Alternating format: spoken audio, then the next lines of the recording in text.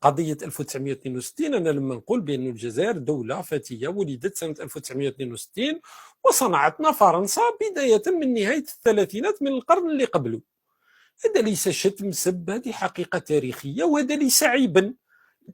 لكن النظام الجزائري تعرفوا منين تتكلم يقول لك احنا وضاربين في عمق التاريخ، والجيش الجزائري في الموقع الرسمي للجيش الجزائري يقول لك الجيش الجزائري خاض معركة زاما في 200 قبل الميلاد وكان وقتها موجود الجيش الجزائري. إبا حدث ملتقى للحضارات في الصين، لأنه واحد يقول لك علاش راك تتكلم عن الموضوع، وجانا مسؤول جزائري، سمعوا هذا الشخص.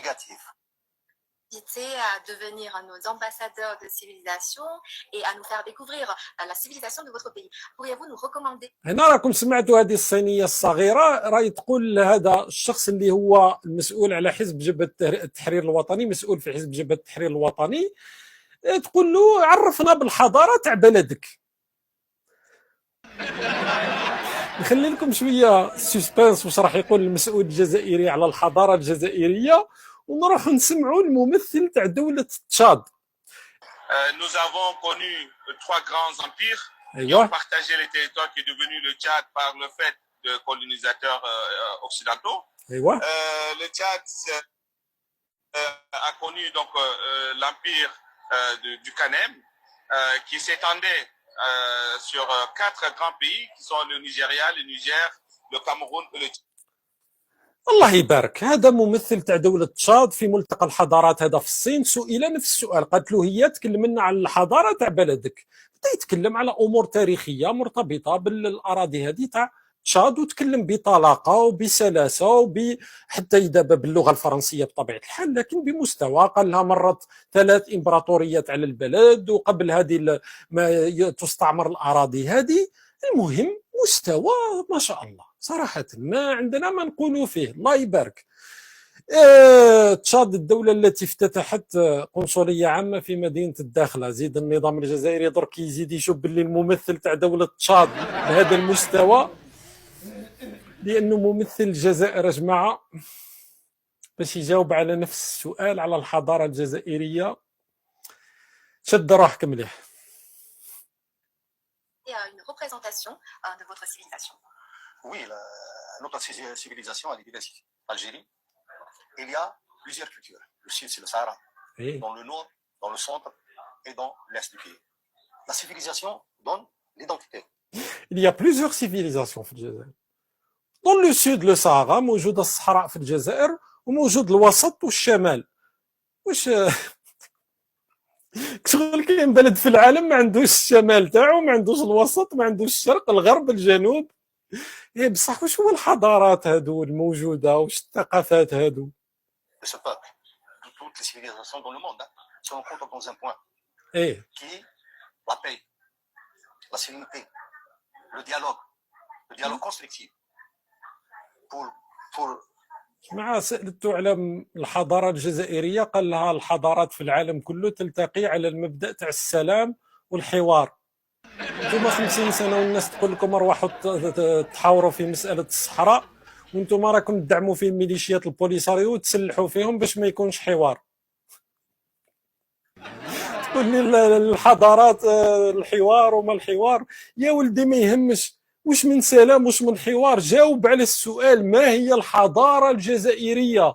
راكم قلتوا لنا انه هذاك شوقي بن زهرة عامل المخزن اللي يقول الجزائر ولدت سنة 1962 راهو مزور ومدلس وحنا حضارة ضاربة في عمق التاريخ.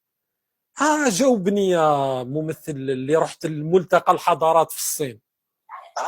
التيروريزم tout ce qui est négatif.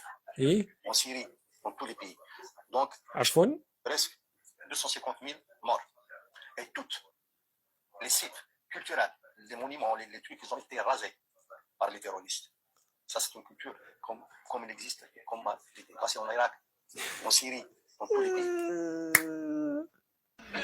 هذاك عميل المخزن شوقي بن زهرة ما قال لكمش أمر مهم، إنه جا الإرهاب في التسعينات وحرب أهلية في الجزائر، وتم مسح كل الآثار الموجودة على الحضارة الجزائرية الضاربة في عمق التاريخ.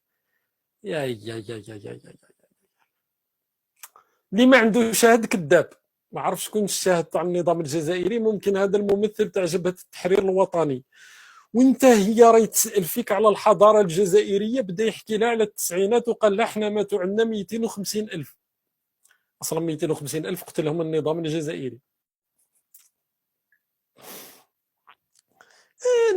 انا قلت اليوم يبهدلني. قلت اليوم انا اللي دائما نتبنى الطرح هذا، ولو انه نتبنى الطرح هذا بحجج ببراهين بمعطيات تاريخيه، انه الجزائر ولدت سنه 1962، انه صناعه فرنسيه بحدودنا الحاليه، وكل شيء هذا ليس سبا او شتما لبلدي. Donc chaque pays a une civilisation. ايوه. Mais ces civilisations, cette rencontre, elle est très importante pour un monde à plusieurs ports, un monde qui milite pour la paix. زاد عاود رجع لها قال لها السلام. يا ولدي ما سالتكش على السلام، ما قالتلكش اعطيني تحليل جيوسياسي، قالت لك ما هي الحضاره الجزائريه. على بالكم باللي هذه راهي فضيحه كبرى، درك الناس كامل راهي تضحك. على بالك واش معناتها انك يعني تعطيكم. شفتوا الممثل تاع تشاد قبلوه كيف المستوى في الطرح، كيف هذا قال لها السلام وحنا عندنا 250 ألف ماتوا في التسعينات. غير السؤال لم يجيب عليه، لأنهم عندهم عقدة يحبوهما بين بعضهم، تبون في التلفزيون وحنا ومع الصحفيين تاع الإعلام العار والتاريخ وحنا 5,630,000 شهيد. لأنه هذاك الوقت ولا واحد قادر يقول له اصبر اصبر، قول له اعطيني الحجج تاعك، واش راك تقول، اعطيني البراهين. وش المصدر تاعك؟ المصدر تاعك طبيب الفئران اللي يتكلم في التاريخ، ما هو مصدرك؟